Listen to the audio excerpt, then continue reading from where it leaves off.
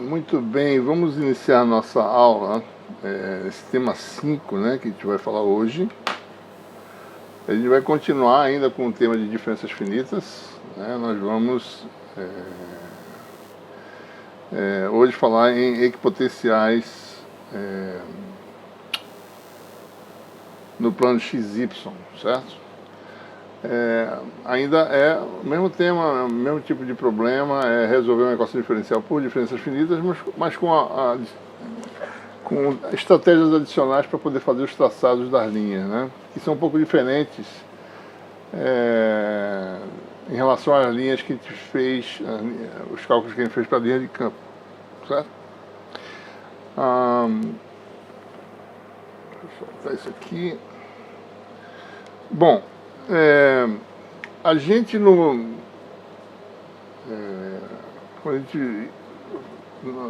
terceiro tema, né, a gente fez um conjunto de cargas no plano, tá certo? E desenhou surface plot, né, da distribuição de potencial dessas cargas, né? Nós tínhamos alguns cumes, né? Algo assim, tá certo? Perto da carga o potencial aumenta bastante, né? A função potencial XYZ, certo? E, por exemplo, outra carga aqui, você tem outra região de relevo, né, que vai aumentando, o potencial vai aumentando em direção à carga. E a gente cortando, fazendo cortes, pegando as curvas de nível dessa superfície, a gente tinha aí as equipotenciais usando a função contour plot, né? Certo? Então você tem um conjunto de cargas, você podia ver aí a distribuição de potencial, as superfícies equipotenciais dessas distribuições, certo? De cargas, né? Para um número arbitrário de cargas, né? E a gente fez isso no tema 3. No tema 4 a gente conseguiu fazer linhas de campo resolvendo equações diferenciais, certo? Nesse tema 5 a gente vai fazer equipotenciais no plano XY, certo? Para um conjunto aí de N cargas discretas, né? A gente vai fazer um código que é válido para um conjunto arbitrário de cargas, digamos, todas de mesma magnitude, mas de sinais escolhidos no cálculo, tá certo? Bom, há uma conexão entre superfícies equipotenciais e linhas de campo quando você olha as curvas de nível no plano, ou seja,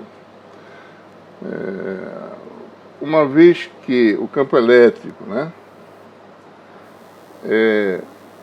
menos o gradiente da função potencial, né, tem a propriedade dessa operação gradiente, né, que o gradiente gradiente de uma função é sempre ortogonal às superfícies φ constantes, né?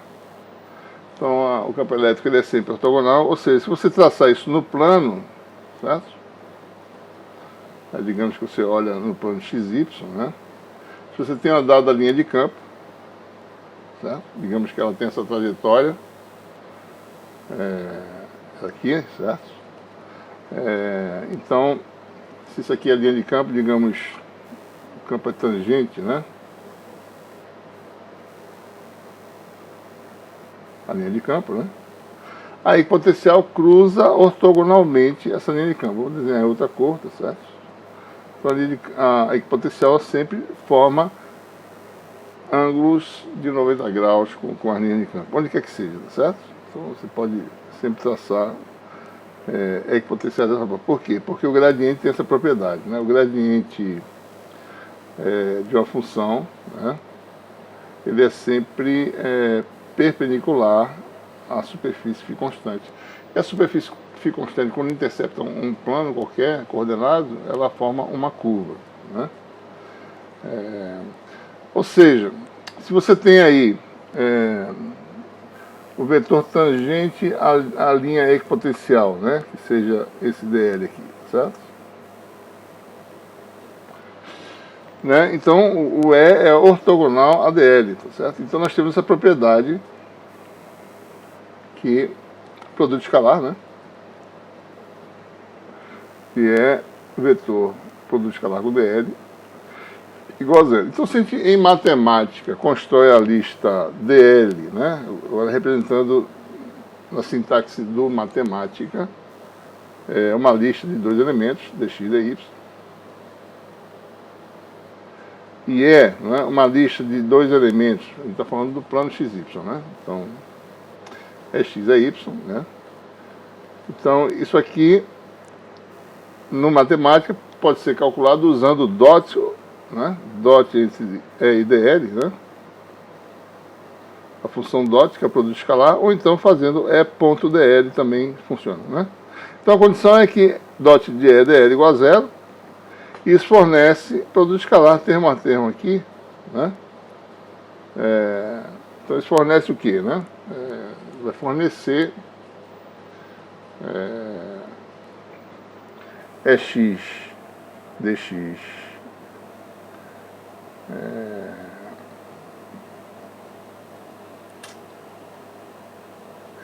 tá certo, é x dx mais é y dy igual a zero, né? Essa é a equação da equipotencial. Então, eu calculo o campo e a trajetória da equipotencial é calculada dessa condição. Essa condição me dá dy dx, que é a equação diferencial, né? Igual a menos x sobre y. É invertido em relação... Ou seja, se para a linha de campo é y sobre x, né? Que é a equação original, né? Linha de campo é isso aqui, certo?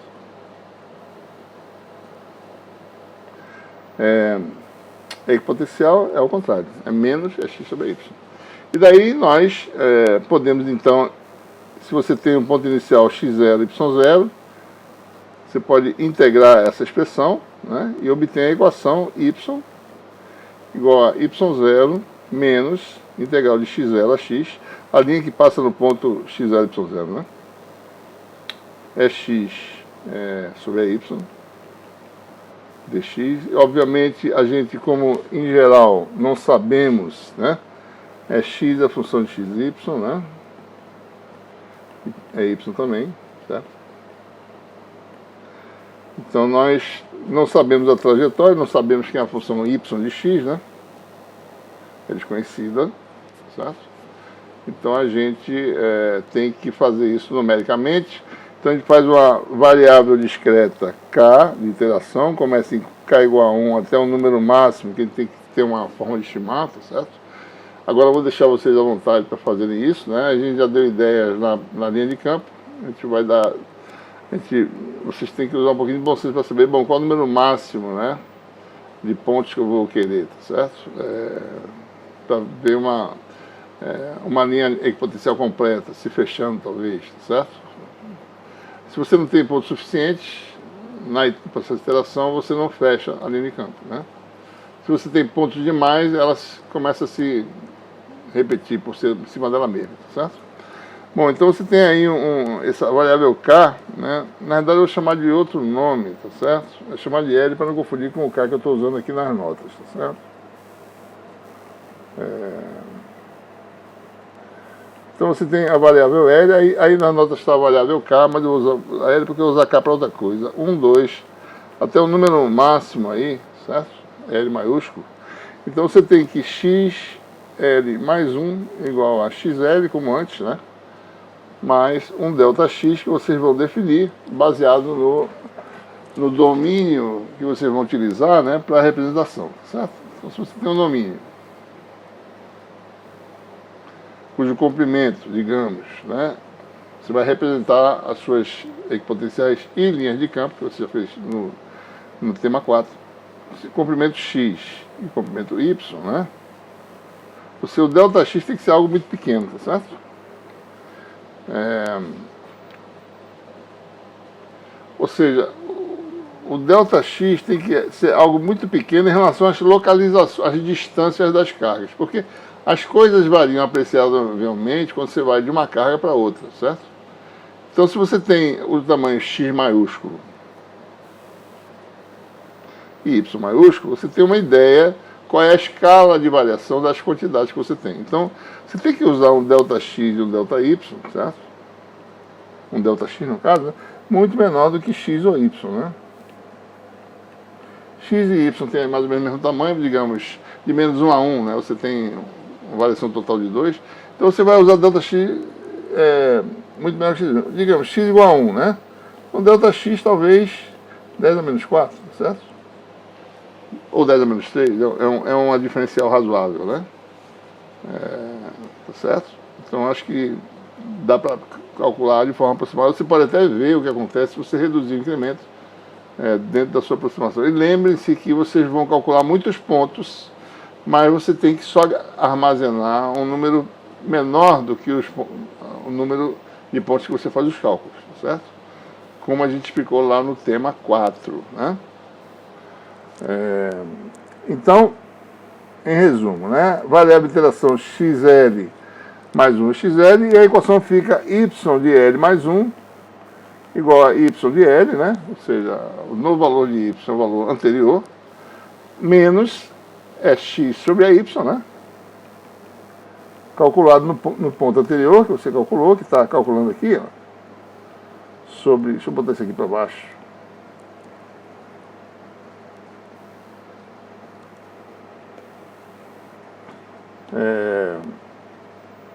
É x sobre a y de xl, yl, certo?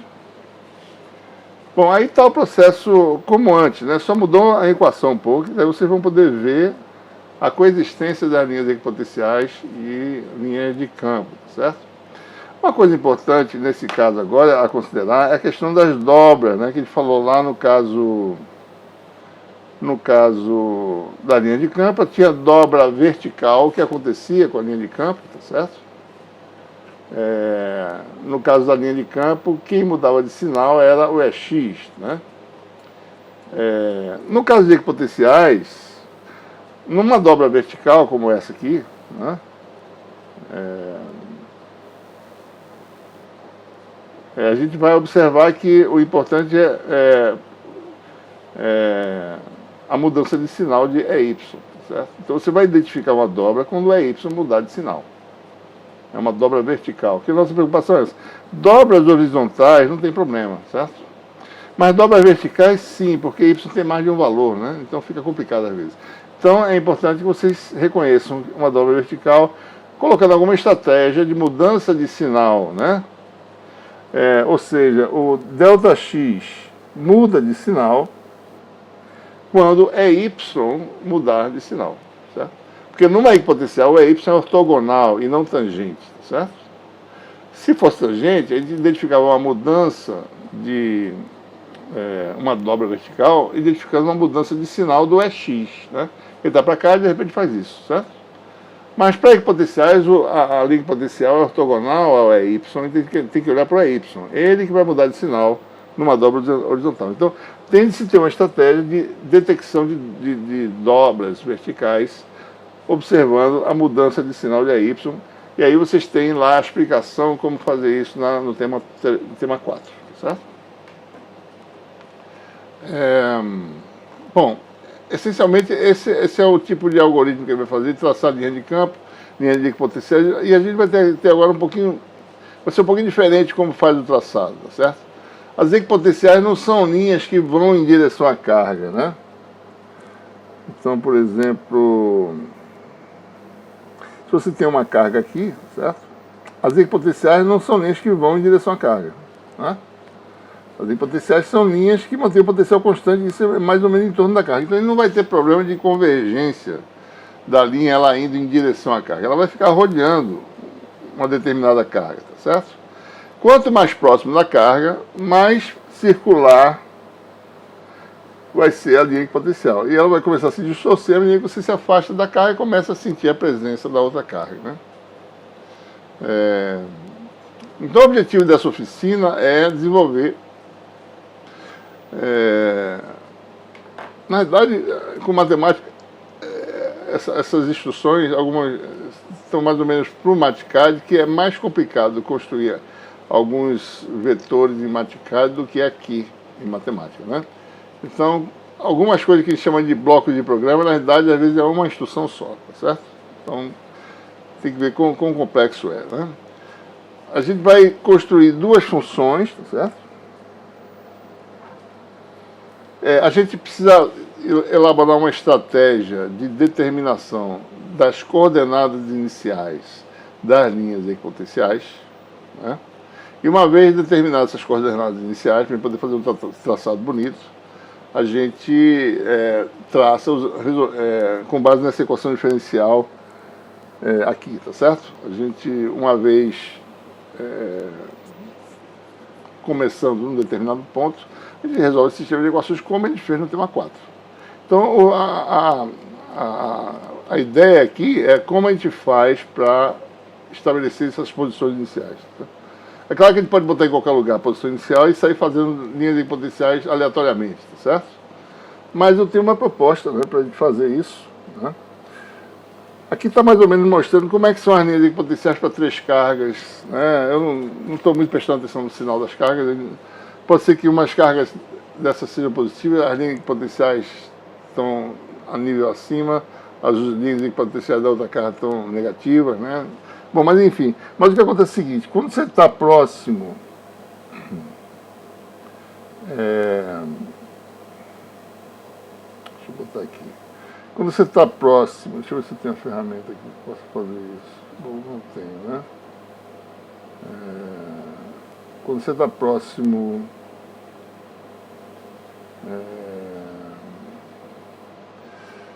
próximo de uma dada carga dessa, tá certo? As linhas de campo, as linhas equipotenciais são mais ou menos circunferências.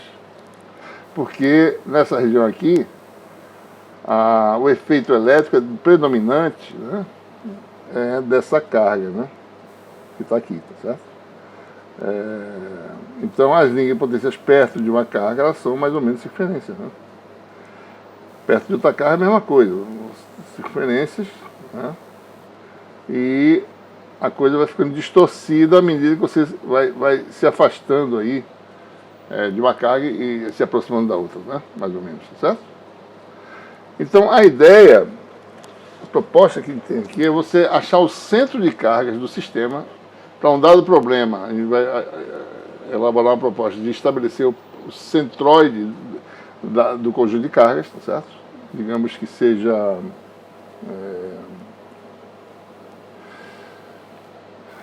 esse ponto aqui, e a gente vai determinar a posição de cada carga, né? Ele vai traçar então esses vetores, vai calcular esses vetores e vai subdividir cada linha dessa em segmentos, certo? Igualmente espaçados, digamos assim, certo? Então, para cada carga, ele determina essas localizações e define essas localizações como sendo o ponto inicial de cada linha potencial. Então você vai ter um conjunto aqui de pontos, tá certo? Vai ter um outro conjunto aqui, né? Outro conjunto aqui, tá certo? E aí você começa a traçar a equipotencial, né, a partir desse ponto. Você vai calcular primeiro, espero que você consiga fazer ela toda, tá certo? Segunda, etc. Daí move para a próxima e vai, a partir desse ponto, você calcula as equipotenciais, tá certo? E vai para essa outra carga e você calcula as equipotenciais. Então tem que ter uma estratégia de determinação dessas linhas, né, que unem o centroide do sistema, o centro de carga do sistema até cada carga, para determinar como você vai fazer o espaçamento, certo? Então, essa é a primeira coisa que ele vai fazer, certo? Aqui está a estratégia, né? Mais ou menos, certo? Então, você pode calcular a localização do centroide como sendo a média, né? Aqui, por exemplo, está a notação do matemática, né? XM, você tem aí, antes de falar disso, né? Você tem aí as localizações das cargas obtidas no vetor Y, certo? Observe que, conforme eu instruí no tema 4, a gente tem como entrada um vetor P, uma lista, né? Cujos elementos, certo? Eu acho que a primeira é a carga, né? Q1, localização 1. Né? Esse é o primeiro elemento de P, tá certo? Segundo elemento, isso é uma lista, né? Cada elemento da lista tem a carga e a localização da carga. Então, esse é um parâmetro de entrada que eu peço que vocês usem, né? Sei que alguém de vocês não fez assim, mas eu sugiro fazer assim para ficar mais estruturado o programa, tá certo? Você tem Q2, Y2, né? E assim por diante. Você tem um sistema de N cargas, no caso, né? Você vai ter aí N cargas, né? Você vai ter até QN, né? YN, certo? Então, o que é isso aí? Né? P é um parâmetro de entrada. Você vai fazer um programa genérico, tá certo? Qualquer que seja P, e vai calcular as suas funções para algumas entradas específicas de P. Bom, então você tem YN, né? Na realidade, mais precisamente, P de N2, certo? Quer dizer, Nésimo elemento de P, elemento 2, é um vetor, tá certo? É uma lista, Y, vou chamar aqui de N, tá certo? YN, né? Esse YN, na realidade, ele tem uma lista de dois elementos, XN e YN. Certo? Então, P tem todas as informações. Tem as cargas, os sinais, né, 1 e menos 1, e tem as localizações, tá certo? Então, conhecido você tendo essa informação, você calcula o centroide do sistema, né? Você vai calcular, suponha que você tenha P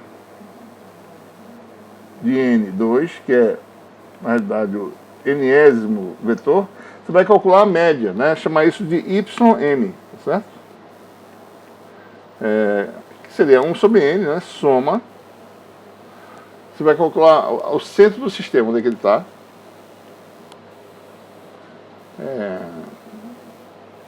Se eu jogasse esse segundo elemento de P, eu posso fazer assim, né? P de N2. Na anotação das notas está um pouco diferente, mas é mais ou menos isso. Lá eu botei Y de N, tá certo? Se Y fosse um vetor em que cada elemento fosse a coordenada da q-ésima carga. Mas a gente está usando o P, certo? Então a gente vai usar essa função aqui, mas dá na mesma, né? O que está na nota de aula é a mesma coisa disso aí, certo? Então, Y, na realidade, esse YM aqui Y não é subscrito, não, é YM mesmo, certo? Média, né? Vetor médio, posição média, certo? Bom, daí com isso vocês têm aí o centroide, está aqui, tá certo? Esse vetor aqui. Né? Suponha que você tenha três cargas no caso, né? Q1, Q2 e Q3, certo? Então ele determina o centroide, sabe a posição de cada carga, certo? Digamos que a posição seja, aqui no caso eu chamei de Y, tá? Mas aqui seria, isso aqui seria igual exatamente P, em matemática, de 1, 2, certo? O segundo elemento do vetor da lista P, né? Aliás, primeiro elemento da lista P e a segunda posição, que é o vetor. A primeira posição é a carga, a segunda posição é o vetor. Então você teria essa localização, certo? Então você sabe a localização de cada um, então a diferença de Y menos YM dá esse vetor aqui, ó. Certo? Que a gente chama de XM, né? Uma lista de dois elementos para a primeira carga, XM para a segunda carga, XM para a terceira carga. Cada XM desse é a posição relativa, tá certo? Dá para essa expressão aqui, né? É a posição relativa da carga em relação ao centro, né? É isso aqui. Certo? Então, com isso, você determina o vetor diferença, tá certo? Divide, né? Você divide esse vetor diferença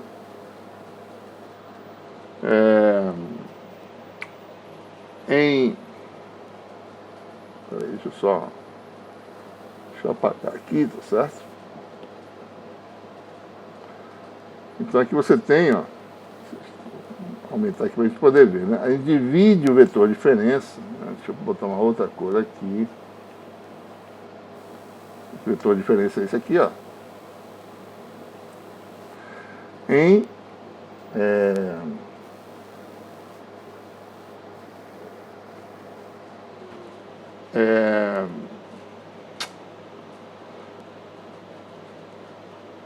em K partes, né? Nesse caso aqui você tem, na realidade, em K menos uma parte, você tem K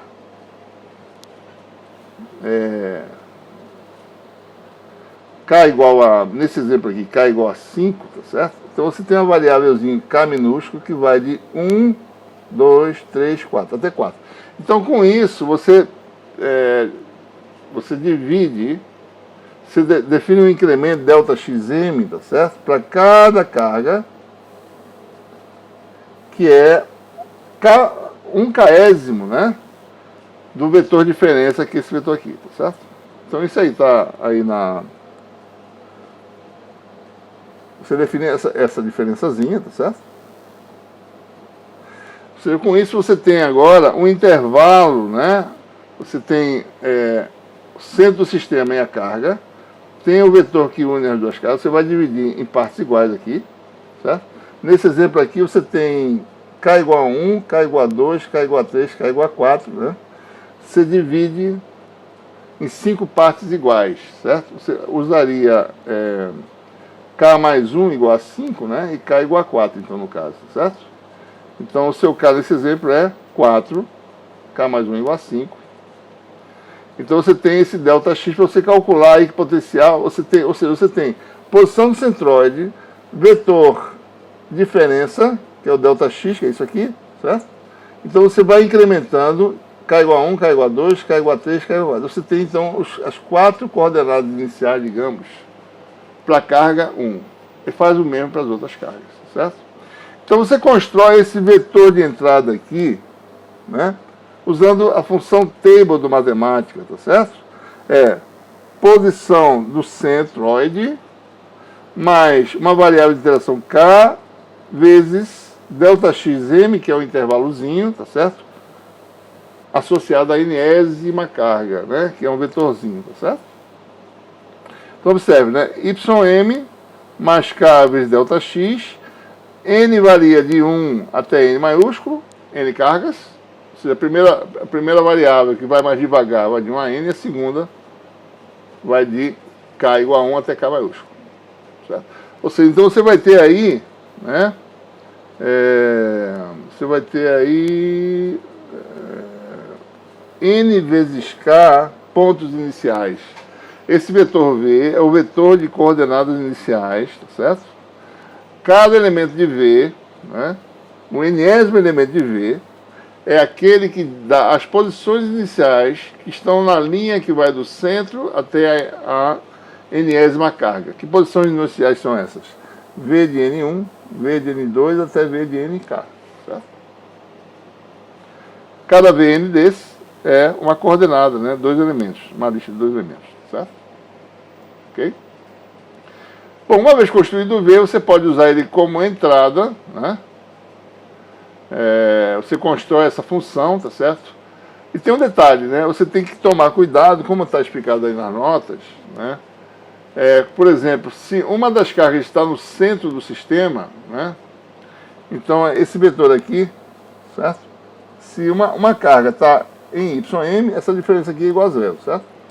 Então não tem nenhum segmento unindo, não tem uma linha unindo essas duas localizações, porque elas são as mesmas, tá certo? Uma carga está no centro e o centro coincide com a posição da carga. Então você tem que ter uma pequena estratégia aí para saber, opa, peraí, se tiver uma carga no centro, não calcule esse vetor de diferença, só calcule para as outras que não estão no centro. Então a construção do seu V, que é o vetor das coordenadas iniciais para todas as linhas potenciais, né? Você tem que tomar esse cuidado, né? Se a carga estiver no centro, não calcule, vão ter só essas outras coordenadas iniciais. Isso não é difícil de fazer, tá certo? Bom, e finalmente, uma vez calculado o V, né, dadas as localizações das cargas, a localização P, que é carga e localização, aquele vetor P, aquela lista P, que cada elemento da lista é uma lista de 2 elementos. O primeiro elemento é a carga, o segundo elemento é o vetor, que é a lista da coordenada da carga. Então, dado P, você calcula, resolve esse problema de diferenças finitas, usando estratégias semelhantes à estratégia que a gente fez no tema 3, certo? E agora com um novo critério de detecção de dobra vertical, né? E a gente faz o problema. Daí vai traçar tanto as equipotenciais, agora, junto com a linha de campo, que você já tem um algoritmo anterior, certo? Então, essa é a ideia, e vocês vão fazer isso para o cálculo das configurações de equipotenciais e linhas de campo que foram tratados, né, na oficina 4, né, aqueles casos AAE que a gente tratou lá, certo? Bom, então esse é o tema 5, espero que vocês tenham um bom trabalho. Ficamos por aqui. Até a próxima.